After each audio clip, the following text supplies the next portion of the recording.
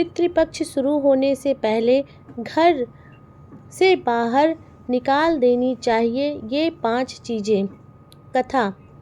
पितृपक्ष की तैयारी और 5 त्याज्य वस्तुएं। प्रस्तावना। गांव की चौपाल पर बरसात का मौसम ढल चुका था। सावन भादों की हरियाली धीरे धीरे सूखने लगी थी।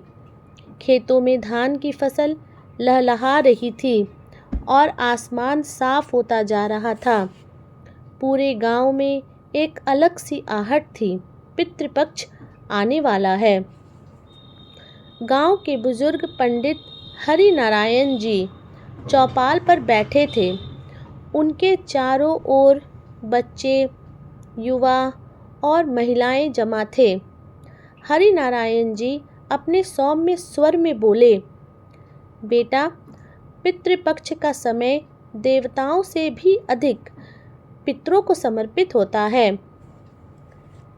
इस पखवाड़े में यदि हमने पितरों को श्राद्ध से तर्पण, पिंडदान और भोजन कराया तो उनका आशीर्वाद हमें संतान, धन और सुख देता है।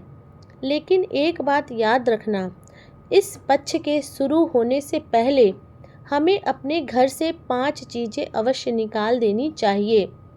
अगर ऐसा ना किया तो पितरों की आत्मा अशांत हो सकती है और घर में दरिद्रता प्रवेश कर सकती है।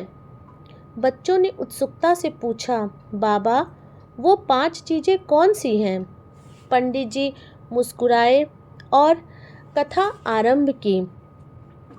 पहली चीज़, बासी और सड़ी गली वस्तुएं। पंडित जी बोले, सबसे पहली चीज़ है बासी और सड़ी गली वस्तुएं। खाना हो या फूल माला या कोई भी ऐसी चीज़ जो सड़ चुकी हो, उसे घर में नहीं रखना चाहिए। पितृपक्ष से पहले ऐसे अन्न, ऐसे फल और ऐसी वस्तुएं बाहर निकाल देना जरूरी है। फिर उन्होंने एक प्रसंग सुनाया। पुराने समय में एक ब्राह्मण परिवार था। घर की बहू ने आलस्यवश बासी खाना पितृपक्ष में पितरों को अर्पित कर दिया। उस रात सपने में उसके पिताजी आए और बोले, बेटी, हमें ताज़ा अन्न की चाह थी, लेकिन तुमने बासी भोजन देकर हमें अपमानित किया। अब हम प्रसन्न नहीं होंगे। अगले ही दिन परिवार में बीमारियां फैल गईं और कई वर्षों तक दरिद्रता बनी रही। जब बहू ने सुधारी ताज़ा भोजन से श्राद्ध किया, तभी घर में सुख शांति लौटी। आध्यात्मिक कारण। बासी चीज़ें नकारात्मक ऊर्जाओं को आकर्षित करती हैं। पितरों को बुलाने के समय घर पवित्र और शुद्ध होना चाहिए। वैज्ञानिक कारण। बासी भोजन में बैक्टीरिया और हानिकारक तत्व पनपते हैं। इससे स्वास्थ्य बिगड़ता है और मानसिक तनाव बढ़ता है। दूसरी चीज़, टूटा फूटा और बेकार सामान। पंडित जी आगे बोले, दूसरी चीज़ है टूटा फूटा और बेकार सामान। पुराने बर्तन, टूटी कुर्सी, फटा कपड़ा या कोई भी अनुपयोगी वस्तु घर में नहीं रखनी चाहिए।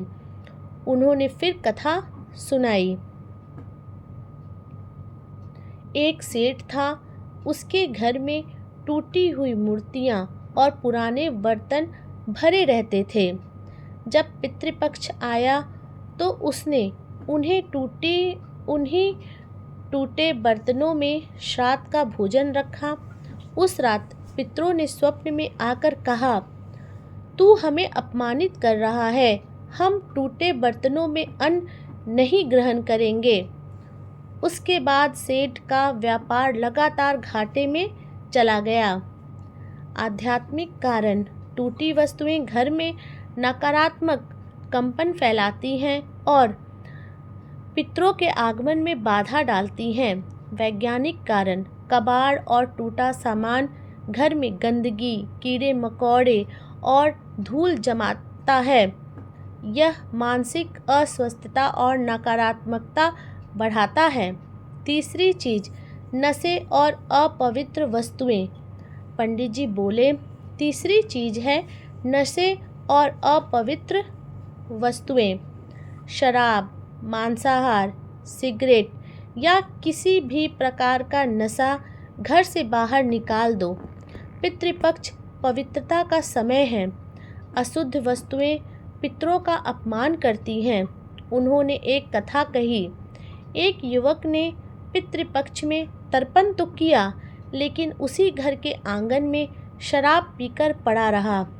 उसी रात उसके पितामह ने स्वप्न में कहा, बेटा, तूने हमें भोजन दिया परंतु उसी घर को अशुद्ध कर दिया। ऐसे श्राद्ध से हमें दुख ही मिला। अगले ही साल युवक के खेत सूख गए और परिवार संकट में पड़ गया। आध्यात्मिक कारण, नशे से आत्मा की पवित्रता नष्ट होती है। पितरों का आवाहन करते समय घर स्वच्छ और सात्विक होना चाहिए।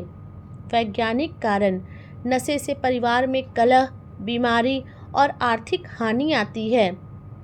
चौथी चीज़, कड़वाहट और झगड़े।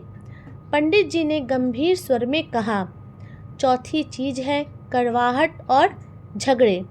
पितृपक्ष शुरू होने से पहले परिवार के बीच का वैमनस्य दूर कर देना चाहिए।